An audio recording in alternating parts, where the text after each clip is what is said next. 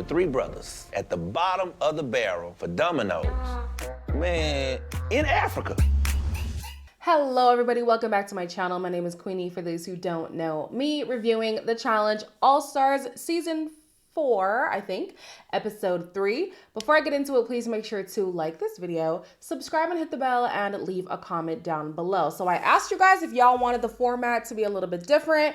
You guys said the format is fine, so I'm gonna keep the format as is. So we have, well, at first we start with Cam and Leroy seeing photos of their son, or was it a video? Just reminiscing on, you know, their first days as parents. It's so cute. Can somebody explain to me, is she pumping to send back to the baby? Or is she just pumping to release the pressure? That's what I would like to know. Then we get to see a conversation with Rachel trying to tell Ayanna that she needs to tone things down if she wants to get far in this game. Less is more. Don't show so much. Ever since Janelle left, like, it's real chilly. There's something about Ayanna that if she sees that she's bothering you, she'll pick and pick and pick and pick. You guys are in agreement with me when it comes to Ayanna being in her own way. Her mouth is going to sink her ship. She just talks too much. Some people said that she's casted because a lot of people who are now in this age bracket aren't really drama people. So you've got Laurel and, what's her name, Nicole, who have the messy exes thing. And then Ayanna's the only person who actually antagonizes people. So Ayanna was brought in to add the drama, which is great. But I'm like, Ayanna, you have so much potential, if not for your mouth. Like, come on, girl, do yourself a favor. But anyways, somebody who is going home is Tony. He has a family emergency. And I'm not going to lie to you. At first, when Tony said that he was in a 5-year engagement, I was like, child, who's trying to be engaged for 5 years? But him, his fiance, and his 2 kids were in a natural disaster not too long ago. And then when you factor in COVID, like, they've been dealing with a lot of stuff. And now to have an issue with the brother, I'm like, oh my gosh, like, Tony is really going through it. So, you know, heart goes out to Tony. This was filmed over a year ago, I think. So I'm pretty sure maybe that whole situation has been resolved. I don't know what it is. They didn't tell us what it was. But yeah, my heart actually really breaks for Tony. He's going through a lot, and winning the money would have been very beneficial for his family. So hopefully he can come back and win the money some other way. Because Tony has left, Nicole is really, like, sad. And then you have Laurel, who's trying to cheer her up, and they have a very healthy conversation. So I'm thinking to myself, oh, you guys are capable of having healthy discourse. You guys just don't want to. Interesting. So now that Tony is out of the picture, they bring in Cyrus to replace him. Cyrus looked good, okay? Cyrus has been putting in that work. The challenge of the day is, I forget the name, but they're basically playing Mega Dominoes. Literally just dominoes. You put the number from one domino and add it to the other domino, and you just keep going until you get to the end. The 2 things I was learned how to play, spades and dominoes. We already know what the middle domino is, so I want to work from the outside. These dominoes are a lot heavier than we thought they'd be. So, you know, we're going to check for those ankles, and we're checking for our knees. Our strategy is to sort out our dominoes at our station. We don't have a blank on here. So if you do 5 and blank, one of these pieces has to. We make a big mistake. We're 1 number off on the first domino we put down. The winning teams are Avery and, well, the winning team, just one team, is Avery and Adam. And then the teams at the bottom are Kefla, Tina, Cyrus, Ayanna, Rachel, Brad, Derek, Veronica, Flora, and Leroy, which is a lot of people, but they're going to have a double elimination, both men and women's, okay? So a few alliances are in trouble. We have the whole alliance of Tina, Veronica, and Rachel in the bottom, the entire team. And then you have Cam and Leroy. They're not really painting like a big target on themselves, but Ayanna is talking about infiltrating that alliance, which is now creating a target. Well, Cam sees it as creating a target on their back. She's digging herself a hole way too fast. I was right there. You heard it. Yeah. And it was perfectly just between you and I. Now, a lot of people want to try to break up that alliance between Cam and Leroy. Come on, it's Cam and Lee.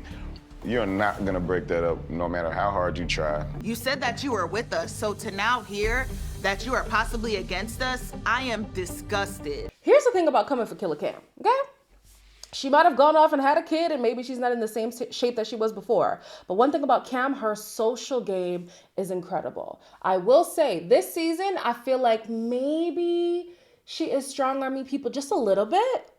We're going to see how far that plays out, because I don't know. The house doesn't seem to have an issue with it for the most part, but the way that she's playing it, it does feel like she's strong-arming people to say, if you come for my people, I'll come for you. But I guess that's what everyone's doing, right?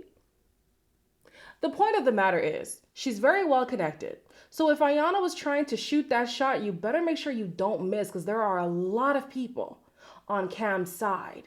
And if you piss her off or any of those people off, you're bound to go next. So now Cam is trying to get to the bottom of this whole rumor of trying to split up Leroy and Cam's alliance, and Iyanna just flips. I was told that you said that you were trying to throw me and Lee in. So you show me the people. You show me the people. The few people. You show me the So people. Is this what Killer Cam does? Is this show me the people, Cam? Did I come?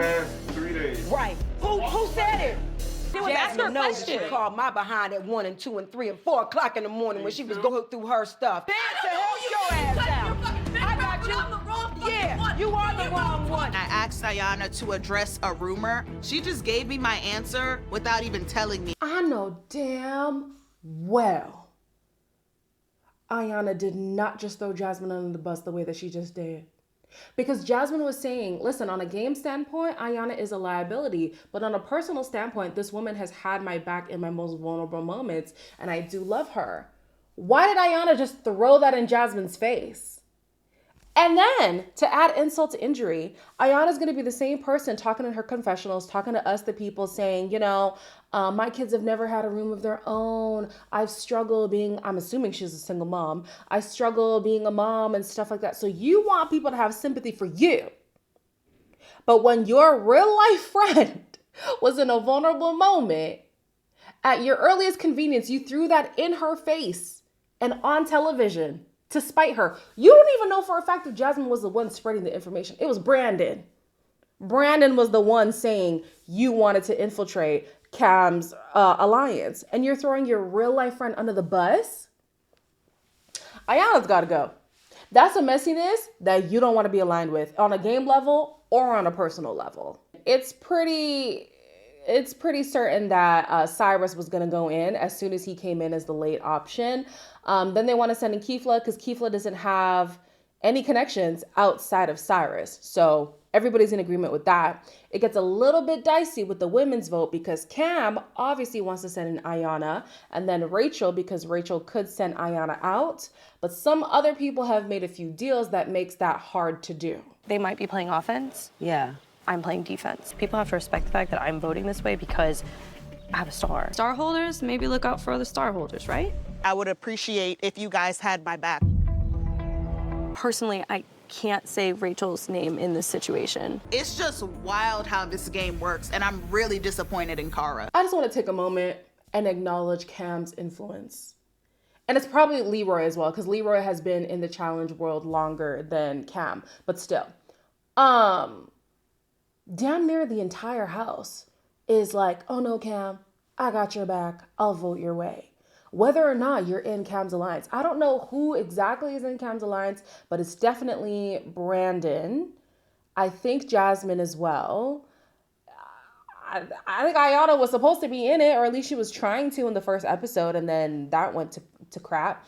But the whole house was basically like, listen, Cam, we got your back. Some people didn't vote for Rachel because they have a personal relationship with Rachel. But if not for that, it would have been an easy vote between Rachel and Iyanna. Now, Cara Maria, she's trying to play it strategically. And I have to say, I understand her thought process, right? So she was saying, I can't vote for Rachel because Rachel has a star. And so if I'm trying to protect my star, it doesn't look good if I'm attacking other people with stars. Hopefully, if I vote in favor or in their favor, they will return the favor when it's my turn to be on the chopping block. So this works up until you piss somebody else off, i.e. somebody like Cam. And when Cam has the opportunity to take your star, she's absolutely going to do that because you didn't vote in favor of her. You know what I'm saying? But I think Cara Maria did make a good choice in protecting other people with stars, because at least you got 5 other people who were saying, okay, Cara Maria is not going to vote for me. Then we head to the elimination. The elimination is called Down the Tube.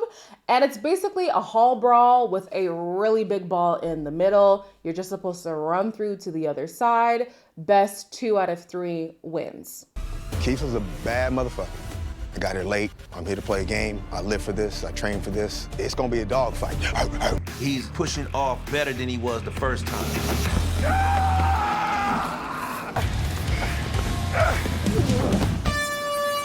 Good job, Keith. If you're gonna give me Cam, you gotta give me your damn self. Come on, Red. What? Ayana, you ain't gonna get tired, girl. You're gonna have to push.